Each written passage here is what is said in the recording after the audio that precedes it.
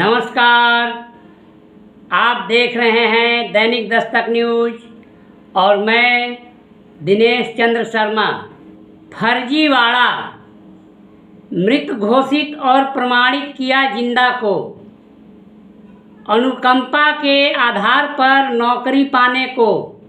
जेके नगर आसनसोल के अजय शर्मा ने अपने जिंदा बड़े भाई विजय शर्मा को घोषित और प्रमाणित किया मृत। अजय शर्मा पिता स्वर्गीय वासुदेव शर्मा जेके नगर ने अपनी भाभी राजकुमारी देवी के वर्तमान में पति के साथ न होने के कारण इतना प्रताड़ित किया कि कोरे कागज पर हस्ताक्षर करने को हुई बाध्य। राजकुमारी देवी पति विजय शर्मा के उन्हीं कोरे कागजों पर हस्ताक्षर के आधार पर अपने बड़े भाई विजय शर्मा को मृत घोषित और प्रमाणित कर अपने मृत पिता स्वर्गीय वासुदेव शर्मा के अनुकंपा के आधार पर अजय शर्मा ने प्राप्त की नौकरी। आइए मिलते हैं विजय शर्मा की पत्नी राजकुमारी देवी से। अब आप बताइए हमको कि आपके साथ घटना किस किस तरह से हुआ था। हमसे घटना हुआ था डरा के धमका के हमसे सादा कागज पर अगर बेसी बोलता था साइन करने के लिए, न तो मारा पीटी कर देता था। आप मारपीट के डर से किए उसको? हाँ। क्या बोला था आपसे? साइन कराते समय क्या कहता था? कि नहीं साइन कीजिएगा तो घर से निकालिए, ऐसे हो करेंगे वैसे करेंगे। फिर मारवो करता था। अच्छा, मारवो करता था। मारता भी था। और सादा कागज पर साइन करवाया? बहुत ज्यादा परेशानी करवाता था, तब हम अंतिम में फिर साइन कर देते थे। मैंने आपको पता नहीं है कि वो किस संबंध में साइन करवा रहा है? ना। उस समय आप कहाँ रहती थी? हम रहते थे घर पर तिलैया। तिलैया? उस समय आसनसोल नहीं रहती थी? ना, भगा दिया था वो सब घर से। आसनसोल घर से निकाल के जैसे घर से भगा दिया था, तो उसके बावजूद फिर अब गांव पर भी आके घर से भगा रहा था? हाँ, यहाँ से भी हटवारा बंटवारा, ऐसे करो वैसे करो, सब करवाया था। तो इसका मतलब है कि दबंग टाइप का है वो? हाँ, हमको इतना ही परेशान करता था कि मतलब साइन नहीं करेगा तो घर में रहने नहीं देंगे। तो क्या गांव पर के भी घर से निकालने की बात करता था? हाँ, घर से भी निकालने का बात करता था, जेके नगर से भी भगा दिया था।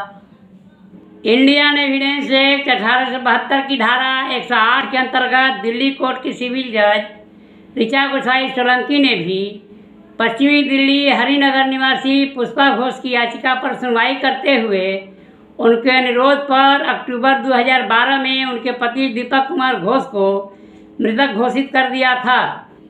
इस प्रकार इंडियन एविडेंस एक्ट 1872 की धारा 108 के अंतर्गत 7 साल से अधिक किसी गुमशुदा व्यक्ति को मृत घोषित करने के लिए उसके परिजनों द्वारा अदालत में याचिका दी जा सकती है और उसे मृत घोषित करने के लिए अदालत से अनुरोध किया जा सकता है और यह अपराध नहीं है।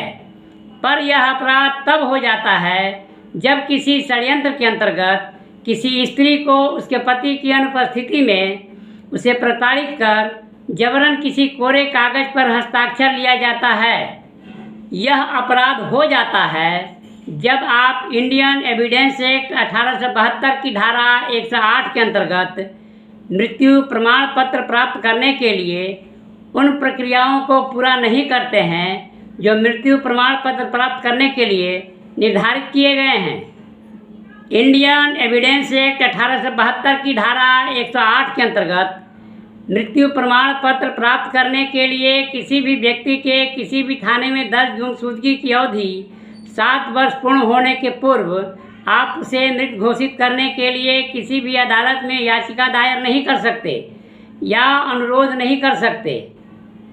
अब प्रश्न यह उठता है कि विजय शर्मा जब गुमशुदा थे ही नहीं, रोजी रोटी की तलाश में घर से बाहर गए थे, तो अजय शर्मा ने उन्हें मृत क्यों और कैसे प्रमाणित किया? ज्ञातव्य हो, विजय शर्मा के गुमशुदगी की एफआईआर किसी थाने में दर्ज नहीं है और विजय शर्मा की गुमशुदगी की एफआईआर जब किसी थाने में दर्ज नहीं है, न पत्नी राजकुमारी देवी ने, न मझले भाई संजय शर्मा ने और न छोटे भाई गोपाल शर्मा ने कभी किसी अदालत में विजय शर्मा के मृत्यु प्रमाण पत्र के लिए कोई याचिका दी, न किसी जज के समक्ष अपना कोई बयान दिया। तो विजय शर्मा को मृत घोषित करने के लिए अजय शर्मा ने प्रमाण पत्र कैसे प्राप्त किया? स्पष्ट है कि अजय शर्मा ने अपने पिता स्वर्गीय वासुदेव शर्मा के अनुकंपा के आधार पर नौकरी को प्राप्त करने के लिए अपने बड़े भाई विजय शर्मा के मृत्यु के प्रमाण पत्र के संबंध में ईस्टर्न कोलफील्ड्स लिमिटेड के समक्ष जो दस्तावेज प्रस्तुत किया है वह किसी बिचौलिए के माध्यम से प्राप्त किया गया फर्जी दस्तावेज है।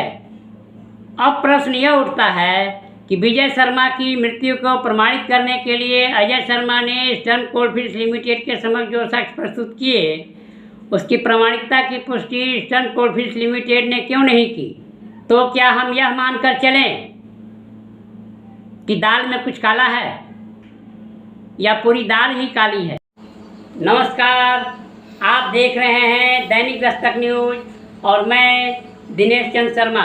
अगर मेरे समाचारों की कोई सार्थकता है, इसमें आपको सच्चाई नज़र आती है तो इस चैनल को लाइक, शेयर और सब्सक्राइब करें, जिससे आपको बराबर नोटिफिकेशन मिलता रहे और आप इस तरह के समाचारों से परिचित होते रहें।